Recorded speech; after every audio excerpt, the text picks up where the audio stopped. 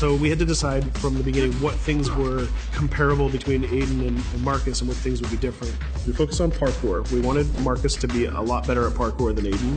And we're not talking about just like climbing on things, but like being able to like flow and chain moves together. So he's a pretty good fighter, but he's got some interesting quirks too. He's a more expressive guy. We've tried to do this crazy. We got it. The new idea for hacking in Watch Dogs 2 is to let the player create his own solutions. We're adding a lot more depth to hacking.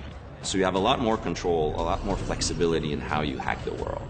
So one big category of hacking in Watch Dogs 2 is the entire branch of pushing remote controls to its limit. One of the big things on Watch Dogs is hacking vehicles. I think this is a real game changer because vehicles are everywhere in the world, and if you can hack into the drive system of a car, you can pretty much drive it wherever you want. So making sure if you see a forklift in the world, it shouldn't be a forklift. You can just like move the box up, down. You should, just like a camera, press a button and become that thing. One of the core things that we're doing is we're opening up the game with Watch Dogs 2. You can hack every character. You can hack every car in the game. And you can hack most of the electronics within the city. So that's a lot of... So if you want to play the game completely non-lethal and not actually kill anybody, you can totally do that. We're playing with a lot more crafted items and a lot more of little devices that you can use.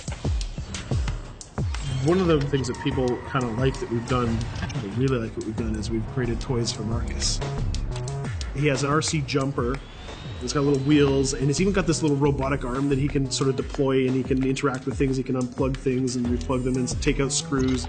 It's a neat little toy. And then the other gadget he's got is this quadcopter. And it's more about scouting and being the eye in the sky. First-person view on it is incredible, because you're just zipping through the city. It feels like you're flying. Well, you are flying. In multiple ways. For example, I could hack one person and distract them, have their phone ringing so they look at their phone to create a distraction.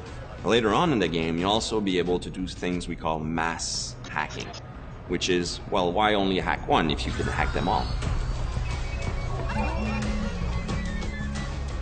There's one thing that I really believe about Watch Dogs players is that there is no Watch Dogs player. There are many types of Watch Dogs players. You should be deciding how you want to play the game.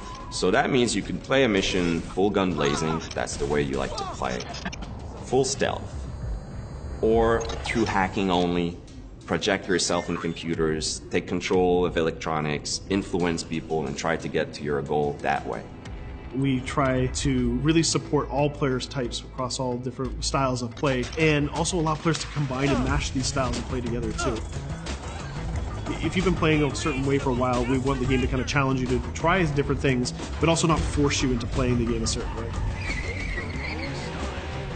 We work to improve the driving, make it more accessible while keeping all the different styles of vehicles and adding a lot of physics and feel to all the vehicles.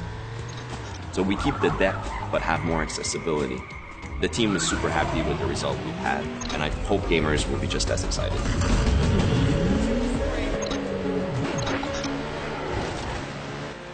We are very excited by the potential of what we call seamless online. We start doing that in Watch Dogs 1, so we're expanding on that. We cross path with friends in the city.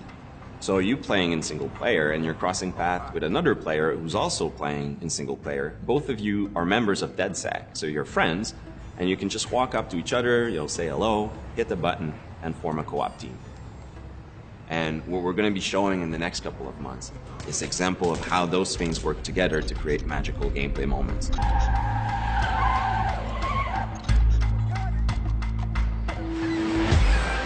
The city of San Francisco and the whole Bay Area is exciting. It's vast. You're going to find a ton of things to do that are unique to you. Basically build your own moments. You know, create a situation that you start laughing at and you say, wow, this happened, and you want to share it with friends. You don't want to just be like a roller coaster or a theme park ride where I go through all the same beats as everybody else.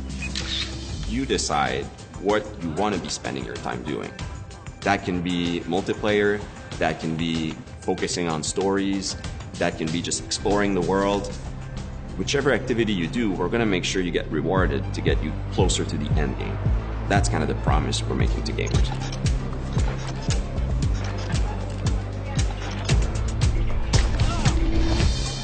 You always know it when something starts to click and starts to work.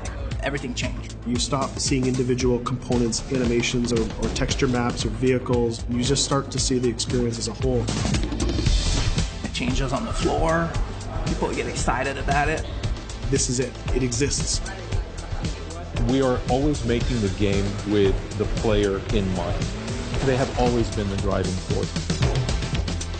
When you come with a sequel that really earns its due, you know, that really does a lot of new things, that has a lot of surprises, it's a great feeling.